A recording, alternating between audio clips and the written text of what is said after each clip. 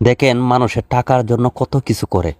এই যে একটা মায়াকে মনে করেন যে জীবিত, এই যে গর্তটা করছে, এই যে পাউডি বাঁধছে, ধরেন পাউডি বাঁধে আবার এই গর্তটা বাঁধে আপনার ঢুকায় রাখবো।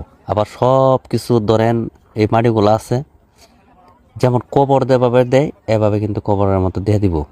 দেখেন টাকার জন্য মানুষ কত কিছু করতে পারে।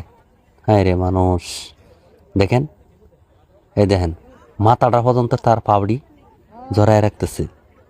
আল্লাহ এদেরকে হেদায়েত করুক। দেখেন আমার চোখের সামনেই ভিডিওটা হয়েছিল, এই ঘটনাটা। তখন আমি ভিডিও করে আপনাদেরকে দেখানোর জন্য দেখেন গর্তটা মধ্যে ফালায় রাখবো। দেখেন এটার ভিতরে আপনার জীবিত কিন্তু আপনার এই যে হাত পা বান দেয়া, এই যে ভিতরে কিন্তু এই যে মহিলাটা দেখছেন। আমি কিন্তু ক্যামেরা স্কিপ করবো না, পুরোটা ভিডিও আপনাদেরকে দেখাবো। দেখেন মানুষ কত বড় নির্দিষ্ট হইলে এরকম কাজ করে। ওরা টাকার নেশায় কত কিছু করতেছে, দেখছেন। দেখেন অবস্থাটা সিম্পল। একটা মানুষের মৃত্যুর পরে যা করে কবর দিতে, দেখেন তারা বাঁশ টাস সব কিছু নিয়ে এভাবে দিতেছে। দেখেন অবস্থা, এই দেখেন আল্লাহ টাকার জন্য, দেখছেন ওই টাকাটা কামানির কোনো যুক্তি আছে?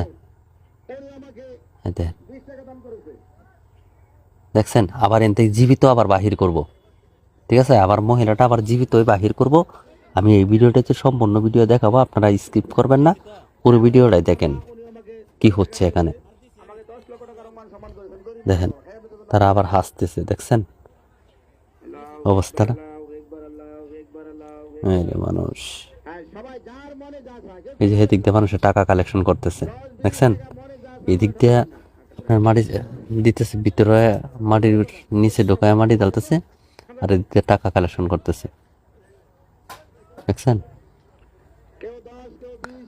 ভাই আমি যখন ভিডিওটা করলাম তখন আমার চোখে গুলা বুঝতে পারবেন না, মানে এমন খারাপ লাগতেছিল।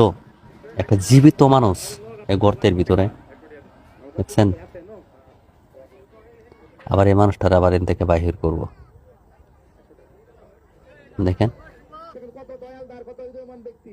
দেখেন অবস্থা ভাই, এই যে বাহির করতেছে, আবার এটার ভিতর থেকে বাহির করা হবে।